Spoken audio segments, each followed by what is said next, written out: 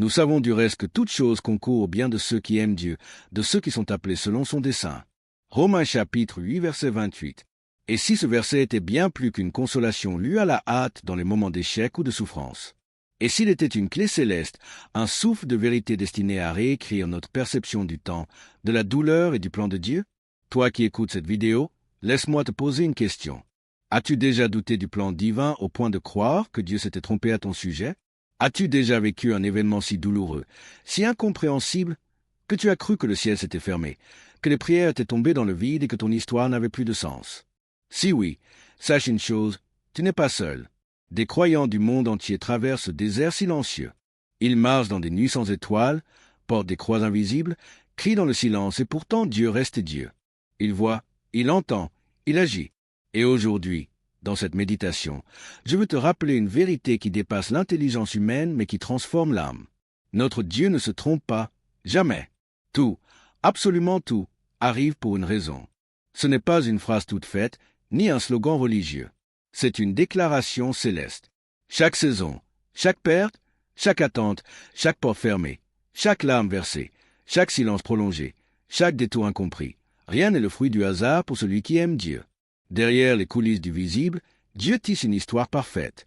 Même quand nos yeux voient un chaos apparent, il est l'auteur d'un plan divin qui ne laisse rien à l'improvisation. Alors, si tu as déjà crié « Pourquoi, Seigneur ?» reste ici. Si tu es en train de traverser une saison trouble, reste ici.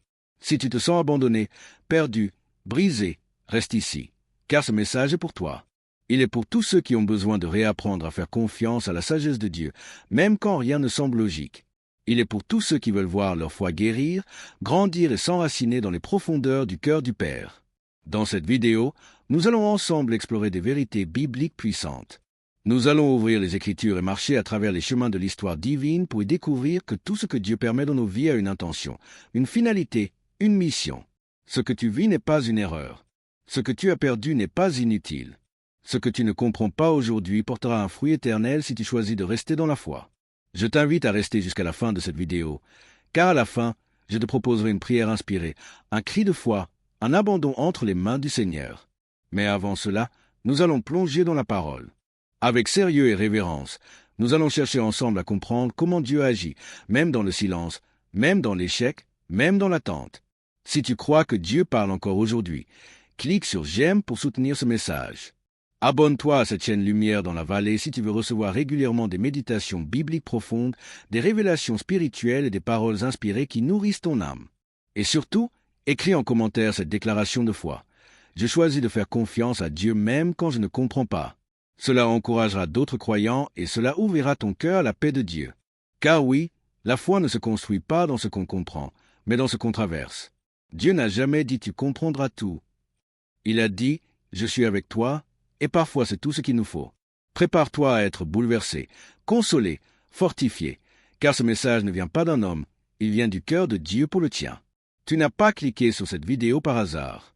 Le Saint-Esprit t'a conduit ici pour te parler, te guérir et te rappeler que ton histoire est entre des mains parfaites. Le ciel n'a jamais paniqué, Dieu n'a jamais perdu le contrôle, et ta vie est toujours sur son calendrier. Reste connecté et ouvrons ensemble le livre de la révélation divine. Le plan de Dieu ne se limite pas à une ligne droite. Il est fait de détours, d'attentes, de douleurs, de silence, de surprises. Et pourtant, chaque moment, chaque souffle, chaque détail de ta vie est sous le regard attentif du Père. Quand l'Écriture déclare que tout concourt au bien de ceux qui aiment Dieu, cela ne signifie pas que tout sera agréable, mais que tout aura un sens. Et ce sens-là ne vient pas du monde, ni des hommes, mais du cœur même de Dieu. Depuis les premières pages de la Genèse jusqu'aux révélations de l'Apocalypse, l'histoire du peuple de Dieu est marquée par une seule constante. Dieu ne se trompe jamais. C'est une vérité absolue, immuable, éternelle et elle s'incarne dans les récits des hommes et des femmes qui ont osé croire, même quand tout semblait leur échapper. Prenons l'exemple de Joseph, fils préféré de Jacob. Il reçoit des songes de grandeur, mais se retrouve trahi par ses frères, vendu comme esclave, emprisonné injustement. Pendant des années, sa vie semble être une suite d'injustices sans fin. Aux yeux des hommes, il est oublié. Aux yeux de Dieu, il est positionné. Ce que les frères de Joseph avaient prévu pour le mal, Dieu l'a transformé pour le bien. Et Joseph finit par leur dire, avec une foi désarmante, « Vous aviez médité de me faire du mal. » Dieu l'a changé en bien pour accomplir ce qui arrive aujourd'hui. Genèse chapitre 50 verset 20. Ce n'est pas une consolation de fin de parcours, c'est une clé spirituelle. Dieu prend ce que l'ennemi voulait utiliser pour te détruire et s'en sert pour te préparer. Ce que tu traverses aujourd'hui n'est pas une erreur. C'est une école divine, une préparation céleste, un tissage mystérieux dont seul le Père connaît le motif. Regardons Moïse, né à une époque où tous les garçons hébreux étaient condamnés à mort. Il est sauvé dans un panier sur le Nil. Il grandit dans le palais de Pharaon, apprend la sagesse égyptienne, puis passe 40 années dans le désert après un échec cuisant. Encore une fois, on aurait pu penser qu'il avait échoué, que tout s'était écroulé, mais c'est dans le désert, loin des projecteurs, que Dieu l'équipe. Quand le moment de la mission arrive, Moïse est prêt. Car Dieu n'était jamais en retard et chaque étape, même celle de l'exil, avait un sens. Il en est de même pour David. Alors qu'il est encore adolescent, il retourne garder les brebis. Il tue Goliath, devient célèbre, puis est pourchassé pendant des années par Saul, vivant dans les cavernes, fuyant pour sa vie. Où est la logique? Où est la promesse? Pourtant, c'est dans cette fuite, dans cette solitude, que Dieu façonne son cœur. David n'a pas été couronné à cause de ses victoires extérieures, mais à cause de son humilité forgée dans l'ombre. Le trône est arrivé en son temps parce que Dieu ne se précipite pas, mais il ne tarde jamais. Et que dire de Jésus lui-même? Le Messie promis, le roi des rois, est né dans une étable, incompris, rejeté par les siens, méprisé par les puissants, trahi par un ami, crucifié comme un criminel. À vue humaine, rien ne semblait juste. Et pourtant, c'est précisément ce chemin qui a conduit à la rédemption du monde. Dieu ne s'est pas trompé. La croix n'était pas une défaite, elle était le centre même du plan divin. La souffrance n'était pas une erreur, elle était la voie vers la gloire. Le contexte biblique est clair. Dieu agit souvent dans l'ombre. Il travaille dans les silences, dans les déserts, dans les retards apparents. Ce que nous appelons échec, il l'appelle formation. Ce que nous appelons perte, il l'appelle préparation. Ce que nous appelons détour, il l'appelle destination déguisée. Mais pourquoi cette vérité est-elle si souvent négligée dans notre monde moderne? Parce que nous vivons dans une société d'instantané. Nous voulons des bénédictions sans persévérance, des victoires sans combat, des réponses sans prière. Or, Dieu n'est pas un distributeur automatique. Il est un père et un bon père éduque, façonne, corrige, aime. Parfois l'amour de Dieu permet le silence pour faire grandir la foi. Parfois, il cache la réponse pour nous apprendre à le chercher. Le monde nous apprend à douter de tout, à chercher des preuves, à exiger des résultats. Mais le royaume de Dieu fonctionne sur la base de la foi. Et la foi ne marche pas par la vue, elle marche par la confiance. Une confiance inébranlable dans le caractère de Dieu, même quand les circonstances sont incompréhensibles. Écoute-moi bien, il y a des saisons dans ta vie où Dieu semblera absent. Tu prieras et tu n'entendras rien. Tu jeûneras et rien ne bougera. Tu pleureras et le ciel semblera fermé. Ce sont des moments saints, des moments où Dieu teste ton cœur. Il ne veut pas juste te donner des choses, il veut te donner lui-même. Et cela demande un dépouillement profond. Dans le livre d'Hébreux au chapitre 11, il est écrit que certains ont vu des victoires extraordinaires, mais d'autres ont été lapidés, persécutés, errants et pourtant tous ont été approuvés à cause de leur foi. Dieu ne mesure pas ta vie à ton confort. Il la mesure à ton obéissance. Et parfois l'obéissance te mènera dans des chemins que tu ne comprends pas. Mais souviens-toi de Job, homme intègre, fidèle à Dieu. Il perd tout, ses enfants, ses richesses, sa santé. Ses amis l'accusent, sa femme lui dit de maudire Dieu. Et pourtant, au cœur de l'incompréhension, Job déclare « Même s'il me tue, je continuerai d'espérer en lui. » Job chapitre 13 verset 15. Et c'est là le cœur de cette méditation. Apprendre à faire confiance, même dans l'obscurité. Croire que même les douleurs ont une direction. Que Dieu est encore en train d'écrire ton histoire. Même quand l'encre semble sèche, Dieu ne se trompe pas. Il est le Dieu d'Abraham, d'Isaac, de Jacob. Le Dieu qui transforme les tombeaux en témoignages, les larmes en semences, les blessures en portes de gloire. Le Dieu qui fait toutes choses belles en son temps. Pas en ton temps, pas en mon temps, mais en son temps. Alors, ne juge pas ta vie trop tôt. Ne ferme pas le livre alors que Dieu est encore en train d'écrire. Ce chapitre douloureux n'est peut-être pas la fin, mais le tournant. Ce que tu appelles retard est peut-être une divine orchestration pour que ton miracle arrive au bon moment, dans les bonnes conditions, avec la bonne maturité. Le contexte spirituel de cette vérité est vaste, profond, sacré. Il traverse les âges, les continents, les générations. Partout où un croyant accepte de dire « Seigneur, même si je ne comprends pas, je te fais confiance, le ciel s'ouvre. Car c'est cela marcher par la foi. Si tu veux marcher avec Dieu, il faut apprendre à regarder plus loin que l'instant. La sagesse divine ne s'apprend pas à travers les choses faciles, mais dans les zones d'inconfort, là où le cœur humain se brise et se reconstruit dans la foi. Pour te faire grandir, Dieu utilise ce que tu traverses. Il ne gaspille jamais une saison, jamais une larme, jamais une douleur. Voici 10 principes bibliques puissants qui prouvent que tout a une raison et que Dieu ne se trompe pas. 10 principes bibliques puissants. 1. Dieu prépare en secret ce qu'il veut utiliser en public. Avant chaque mission divine, il y a une saison cachée. Moïse dans le désert, David avec les brebis, Joseph dans la prison, Jésus dans le silence de Nazareth pendant 30 années. Rien de tout cela n'était une perte de temps. Le désert n'est pas un lieu d'abandon, c'est une salle d'entraînement. Là où personne ne te voit, Dieu façonne ce que tu deviendras. Si tu vis une saison d'oubli ou d'isolement, ne crois pas que tu as été rejeté. Tu es simplement en cours de formation céleste. 2. Ce que l'ennemi a prévu pour te détruire, Dieu l'utilise pour t'élever. Ce que les frères de Joseph ont fait avec méchanceté, Dieu l'a retourné en bénédiction. Le complot d'Aman contre Mardochée s'est retourné contre lui-même. La croix, instrument de torture, est devenue un symbole de salut. Le mal ne triomphe jamais quand tu marches dans la foi. Dieu ne permet rien sans une intention. Ton pire combat peut devenir ton plus grand témoignage. 3. Dieu utilise les échecs pour t'enseigner ce que le succès ne peut pas t'apprendre. Pierre a renié Jésus 3 fois, un échec cuisant. Mais c'est cet échec qui a brisé son orgueil et l'a rendu apte à devenir le roc de l'Église. Dieu permet parfois des chutes non pour te condamner, mais pour t'enseigner la dépendance, la miséricorde et la véritable humilité. Tu n'apprends pas à t'appuyer sur Dieu quand tu réussis, mais quand tu tombes. 4. Dieu ne retarde pas ses promesses. Il te prépare pour qu'elles n'arrivent pas trop tôt. Dieu a promis un fils à Abraham, mais il a attendu 25 ans. Pourquoi? Parce que le cœur d'Abraham devait être prêt. Parce que le moment divin doit rencontrer une maturité spirituelle. Quand Dieu tarde, ce n'est pas pour t'ignorer, c'est pour te préparer. Il connaît ton rythme mieux que toi-même. 5. Les épreuves te révèlent ce que tu crois vraiment. Ce n'est pas dans l'abondance que ta foi est testée, mais dans la vallée quand tout semble perdu, que Dieu semble silencieux, que les portes se ferment. C'est là que ta foi parle. C'est là que tu choisis. Continuer ou abandonner. Chaque tempête est un miroir. Elle ne vient pas pour te noyer, mais pour révéler où tu as construit ta maison, sur le sable de l'émotion ou sur le roc de la parole. 6. Dieu parle aussi à travers le silence. Beaucoup de croyants paniquent quand Dieu semble se taire. Mais dans la Bible, le silence de Dieu est souvent signe d'un grand mouvement à venir. Entre l'Ancien et le Nouveau Testament, il y a eu 400 ans de silence. Puis Jean-Baptiste est venu annonçant le Messie. Le silence n'est pas un abandon, c'est souvent une incubation. Quand Dieu se tait, reste en prière, le ciel est en train de se déplacer. 7. Dieu utilise la douleur pour briser ce qui t'empêche de porter du fruit. Jésus dit dans Jean chapitre 15 que tout sarment qui porte du fruit, le Père le taille pour qu'il en porte davantage. La taille fait mal, mais elle est essentielle. Il y a des relations que Dieu enlève, des opportunités qu'il ferme, des chemins qu'il bloque, non pour te frustrer, mais pour te rediriger.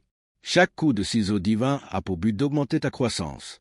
8. Ce que tu vis aujourd'hui prépare ce que tu rencontreras demain. Ton témoignage futur est en train de s'écrire dans ton épreuve présente. Ce que tu endures deviendra une arme de délivrance pour d'autres. Ce que tu as compris dans la douleur deviendra une révélation vivante pour ceux qui souffrent. Dieu ne te rend pas fort uniquement pour toi, mais pour les autres. Ta vie est une lettre vivante que d'autres liront. 9. Rien n'échappe à la souveraineté de Dieu, même tes erreurs. Tu crois avoir pris un mauvais chemin? Tu crois avoir échoué ton appel?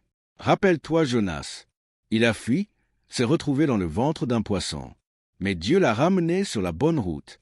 Ce Dieu qui a rattrapé Jonas est capable de redresser tes chemins. Il ne fait pas de recyclage, il fait du renouvellement. Même tes fautes peuvent être redirigées par sa grâce si tu reviens à lui. 10. Dieu accomplit toujours ce qu'il a promis, même si cela semble impossible. Marie a reçu une promesse angélique qu'elle porterait le Sauveur. Elle n'avait jamais connu d'homme. C'était humainement illogique. Et pourtant, la parole se fait chair. Ce que Dieu promet, il l'accomplit. Il n'a pas besoin des circonstances parfaites. Il a seulement besoin d'un cœur qui croit. Si Dieu t'a parlé, s'il a semé une promesse en toi, tiens-toi ferme. Même si tout semble s'y opposer, la parole ne revient jamais à lui sans avoir porté du fruit. Si tu crois qu'au moins un de ces principes t'a parlé, clique sur « J'aime » pour faire monter ce message dans les recommandations YouTube. Abonne-toi à Lumière dans la vallée pour continuer à grandir dans ta foi, recevoir des révélations célestes et nourrir ton âme chaque semaine. Et surtout, écris en commentaire le principe qui t'a le plus touché aujourd'hui. Ce que tu déclares dans la foi, le ciel le confirme. Chaque principe que nous venons de voir n'est pas une théorie, c'est une vérité vivante. Et dans la prochaine partie, nous allons aller encore plus loin découvrir cette vérité cachée dans les Écritures que peu de croyants voient mais qui transforme toute une vie quand on les saisit. Cette vérité cachée qui transforme la vie. Il y a dans la parole de Dieu des vérités que seuls les cœurs brisés, les esprits attentifs et les âmes assoiffées peuvent entendre. Des trésors spirituels cachés derrière les preuves que le Saint-Esprit révèle au moment opportun. Ces révélations ne sont pas visibles à l'œil naturel. Il faut parfois souffrir pour les voir. Voici cette vérité puissante, souvent méconnue ou ignorée, mais capable de transformer ta perception du plan de Dieu pour ta vie. 1. Dieu t'enseigne dans l'obscurité ce qu'il proclamera dans la lumière. Dans Matthieu chapitre 10 verset 27, Jésus dit « Ce que je vous dis dans les ténèbres, dites-le en plein jour. Ce qui vous est dit à l'oreille, proclamez-le sur les toits. » Cela signifie que certaines révélations ne sont données que dans les lieux cachés, dans l'intimité du désert. Il faut passer par le silence pour recevoir un message qui portera du fruit plus tard. Les douleurs que tu traverses aujourd'hui contiennent une révélation précieuse que Dieu veut faire rayonner demain. 2. Dieu utilise le temps pour préparer ton cœur à la promesse. Le temps n'est pas un obstacle pour Dieu, c'est un outil. Entre la promesse et son accomplissement, il place un espace sacré, le processus. C'est dans ce processus que se forge la maturité spirituelle. Regarde Abraham, Joseph, Moïse, David. Aucun d'eux n'a reçu la promesse sans attendre. Ce délai n'est pas une punition, mais une préparation. Et si ton attente actuelle était un acte d'amour divin pour que ton cœur soit prêt à porter la gloire sans l'orgueil? 3. Les silences de Dieu sont souvent des réponses plus profondes que les paroles. Quand Lazare tombe malade, Jésus attend volontairement 2 jours avant de venir. Pourquoi? Parce qu'il voulait manifester une gloire plus grande. Parfois, Dieu tarde à répondre non parce qu'il ne t'écoute pas, mais parce qu'il veut faire éclater une révélation plus élevée. Le silence est donc une stratégie divine. Il nous apprend à chercher Dieu pour qui il est et non seulement pour ce qu'il donne. 4. Le plan de Dieu pour ta vie ne dépend pas de la perfection de ton parcours, mais de la fidélité de sa parole. Tu n'as pas besoin d'avoir tout fait parfaitement pour que le plan de Dieu s'accomplisse. Regarde Rahab, une prostituée. Dieu l'a utilisée pour protéger les espions, et elle est entrée dans la lignée du Messie. Regarde Jonas, désobéissant mais ramené sur le chemin. Le plan divin est plus fort que tes erreurs. Si ton cœur revient à Dieu, rien ne peut bloquer ce qu'il a décidé. Sa fidélité est plus grande que ton passé. 5. Certaines douleurs sont des semences d'éternité. Le psaume 126 verset 5 dit « Ceux qui sèment avec larmes moissonneront avec chant d'allégresse. » Tu crois que tu perds, mais tu es en train de semer. Chaque larme, chaque cri, chaque renoncement que tu vis dans l'obéissance est une semence. Tu ne la vois pas pousser, mais elle travaille en profondeur. Dieu est le maître de la moisson. À son heure, il multipliera ce que tu as semé dans la douleur. 6. Dieu place ses plus grandes bénédictions derrière les portes les plus douloureuses. Regarde la croix. L'agonie de Jésus a été la porte de la rédemption du monde. Il y a parfois des saisons où ce que tu vis te fait penser que Dieu t'a abandonné alors qu'en réalité, tu es sur le point de traverser une de tes plus grandes percées spirituelles. La douleur précède souvent la gloire. Ne t'arrête pas à la souffrance. Continue de marcher. Tu es plus proche que tu ne le crois. 7. Ce que tu vis aujourd'hui n'est qu'un fragment de l'œuvre entière de Dieu. Ecclésiaste chapitre 3 verset 11. Dieu fait toutes choses belles en son temps. Même il a mis dans leur cœur la pensée de l'éternité, bien que l'homme ne puisse pas saisir l'œuvre que Dieu fait du commencement jusqu'à la fin. Tu ne comprends pas tout maintenant, car tu n'en vois qu'un morceau. Mais Dieu, lui, voit la tapisserie complète. Il voit le début, la fin, le milieu. Et ce que tu appelles confusion aujourd'hui deviendra clarté dans sa perspective éternelle. Si ces révélations ont parlé à ton cœur, écris simplement en commentaire. Seigneur, ouvre mes yeux à ce que tu fais dans l'invisible. Abonne-toi si tu veux recevoir d'autres paroles comme celle-ci et nourrir ta foi de manière constante. Et clique sur j'aime pour que YouTube recommande ce message à ceux qui traversent des saisons difficiles. Ce que tu viens d'entendre n'est pas juste de la connaissance, c'est un appel à la foi. Le Saint-Esprit te parle, t'interpelle, t'enseigne et maintenant nous allons aller encore plus loin. Car connaître la vérité est une chose, mais l'appliquer en est une autre. Dans la prochaine partie, nous allons découvrir comment vivre concrètement cette vérité que Dieu ne se trompe jamais dans ton quotidien. Avec des clés pratiques, des conseils inspirés et une histoire céleste inédite pour animer ta foi. Il est inutile de connaître la vérité si elle ne change pas ta manière de vivre. La révélation produit la transformation lorsqu'elle descend du mental vers le cœur, puis du cœur vers les actions. C'est pourquoi maintenant je veux t'emmener plus loin vers l'application. Car Dieu ne se trompe pas n'est pas qu'une phrase biblique. C'est une manière de marcher, une mentalité, une posture de foi quotidienne. Clé pratique pour vivre cette vérité. 1. Change ton langage. Tu ne peux pas dire que tu fais confiance à Dieu si ta bouche parle constamment de peur, de doute ou d'inquiétude. Proverbe chapitre 18 verset 21 le dit clairement, « La mort et la vie sont au pouvoir de la langue. » Ta bouche est un instrument prophétique. Si tu traverses une saison incomprise, commence chaque journée en déclarant, « Je ne comprends peut-être pas, mais je sais que Dieu ne se trompe pas. » Entraîne-toi à parler selon la foi, non selon la peur. 2. Sanctifie ton regard.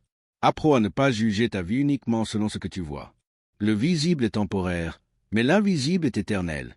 Le monde t'apprend à tirer des conclusions trop tôt, mais la foi te dit, « Attends que Dieu ait fini de parler. » Regarde ta vie avec les lunettes du royaume. Et même si le ciel te semble fermé, dis-toi, Dieu travaille même dans le silence. 3. Garde un carnet de gratitude prophétique chaque jour. Écris au moins une chose que Dieu a faite, même petite. Cela ancrera ton âme dans la reconnaissance. Et quand tu traverseras une saison obscure, tu pourras relire ce que Dieu a accompli et ton cœur se souviendra qu'il est fidèle. La gratitude est une arme contre le doute. C'est elle qui transforme le désert en sanctuaire. 4. Résiste à la comparaison. Tu ne peux pas comprendre ce que Dieu fait dans ta vie si tu la compares à celle des autres. Le plan de Dieu est personnel, unique. Ce qui arrive à ton frère ou à ta sœur n'enlève rien à ce que Dieu veut faire avec toi. Garde les yeux fixés sur ton chemin, pas sur celui des autres. Ce que Dieu te prépare est adapté à ton appel, à ton caractère, à ton futur. 5. Entoure-toi de foi. Ne laisse pas des voix négatives contaminer ta marche. Éloigne-toi des paroles de doute, des murmures de peur, des discours de résignation. Entoure-toi de croyants qui élèvent ta foi. Écoute des messages inspirés. Sois sélectif avec ce que tu laisses entrer dans ton cœur. La foi est un feu. Elle peut brûler, mais elle peut aussi s'éteindre si tu l'exposes au vent mauvais. 6. Sois fidèle dans l'attente. Ne gaspille pas ta saison d'attente. Continue de servir, de prier, d'aimer, de semer. Dieu regarde ton attitude pendant les moments où rien ne semble bouger. C'est souvent là qu'il forme les rois et les reines de son royaume. Ne cesse pas d'aimer Dieu parce que tu ne vois pas encore la bénédiction. Aime-le parce qu'il est Dieu. 7. Proclame la parole à haute voix. La foi vient de ce qu'on entend, et ce qu'on entend, c'est la parole de Dieu. Romains chapitre 10 verset 17. Alors lis-la, chante-la, proclame-la dans ta maison. Quand tu sens le découragement monter, ouvre ta Bible et déclare, « Mon Dieu ne se trompe pas, tout concourt à mon bien, même ceci. » Ta bouche est une arme. 8. Écris tes épreuves comme des chapitres de foi. Ne laisse pas tes douleurs s'effacer sans témoignage. Ce que tu vis aujourd'hui deviendra la preuve de la fidélité de Dieu pour quelqu'un demain. Garde la trace, même si ce n'est que quelques lignes dans un carnet. Écris-les et un jour, tu verras que c'était un livre en train de naître. 9. Prie avec foi, même sans émotion. Tu n'as pas besoin de ressentir Dieu pour qu'il agisse. La foi ne dépend pas du frisson, mais de la confiance. Si tu n'as pas de mots, dis simplement « Seigneur, je crois que tu sais ce que tu fais. » Même une prière silencieuse mais sincère touche le cœur du Père. 10. Médite l'histoire suivante, inspirée des cieux. Une histoire du ciel, le tisserand divin. Il était une fois dans un royaume céleste, une âme sur terre nommée Éliora. Chaque jour, elle priait. « Seigneur, fais de ma vie une œuvre d'art. Utilise-moi pour ta gloire. » Et au ciel, un tisserand divin s'activait. Il prenait des fils d'or et d'argent, de feu et de lumière, et il tissait son histoire. Mais Éliora, elle ne voyait rien. À ses yeux, sa vie ressemblait à un chaos, des deuils, des attentes interminables, des portes closes, des relations brisées. Elle ne comprenait pas. Un jour, elle fut transportée dans la salle du tisserand, et là, elle vit la tapisserie de sa vie à l'envers. C'était un désordre de nœuds, de fils emmêlés, de couleurs sombres. Elle dit au tisserand, « Est-ce vraiment ça ma vie ?» Et le tisserand répondit, « Viens voir de l'autre côté. » Lorsqu'elle fit le tour, elle vit une œuvre magnifique, un chef-d'œuvre céleste. Chaque douleur était un contour, chaque larme, une couleur, chaque échec, une profondeur.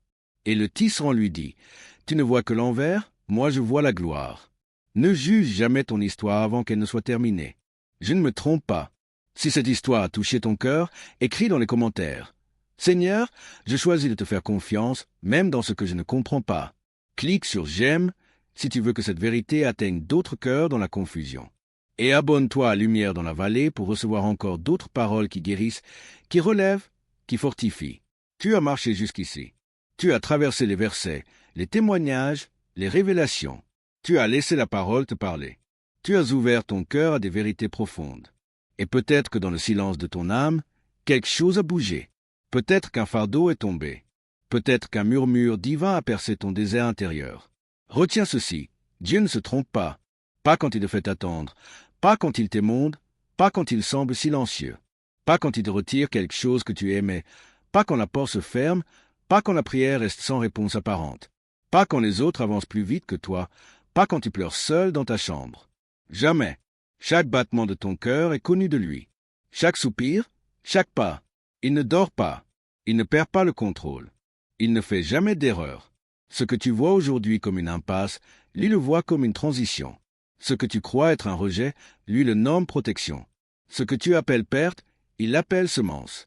Et ce que tu n'as pas compris hier, tu le béniras demain. Souviens-toi de Job. À la fin de ses épreuves, il ne reçoit pas seulement le double de ce qu'il avait perdu. Il dit une phrase bouleversante. « Mon oreille avait entendu parler de toi, mais maintenant mon œil t'a vu. » Job 42, verset 5. Autrement dit, la souffrance ne l'a pas détruit. Elle l'a conduit à une révélation plus profonde de Dieu lui-même. Voilà le but. Que tu connaisses Dieu pas seulement pour ses bénédictions, mais pour qui il est, un Père fidèle, un Seigneur souverain, un Dieu qui transforme les cendres en beauté, les douleurs en destinée, les saisons perdues en témoignages glorieux. Alors, marche avec assurance. Même quand tu ne comprends pas, avance. Même quand tu ne ressens rien, crois. Même quand tu ne vois pas d'issue, espère. Même si tout semble s'écrouler, proclame « Mon Dieu est aux commandes ». Ta vie n'est pas un accident. Tu n'es pas un oubli.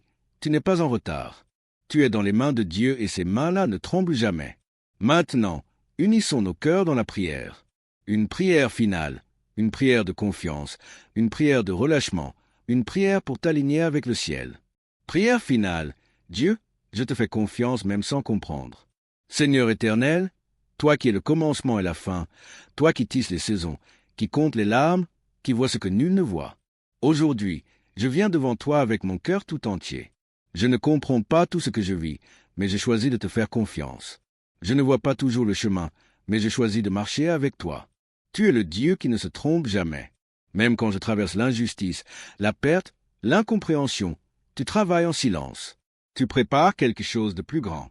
Alors, je te donne ma vie encore.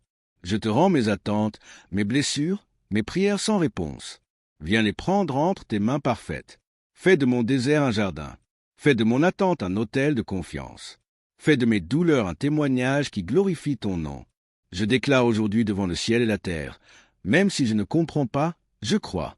Même si je souffre, je persévère. Même si tout semble contre moi, je sais que toi, tu es pour moi. Je me couche et je m'endors en paix, car toi seul, Éternel, tu me fais habiter en sécurité. Et si je me réveille, c'est que tu m'as soutenu. Psaume chapitre 4 verset 9, fusionné avec Psaume chapitre 3 verset 6. Je suis entre tes mains, Seigneur, et cela me suffit dans le nom puissant de Jésus-Christ. Amen. Merci d'avoir écouté ce message jusqu'au bout. Si tu crois qu'il peut bénir d'autres vies, partage-le autour de toi. Laisse un commentaire pour dire ce que Dieu t'a révélé à travers cette vidéo. Et n'oublie pas, chaque semaine ici sur Vivre et Apprendre, nous marchons ensemble dans la foi, la parole et la puissance du Saint-Esprit. À très bientôt. Que Dieu te garde et te parle encore, car il ne se trompe jamais.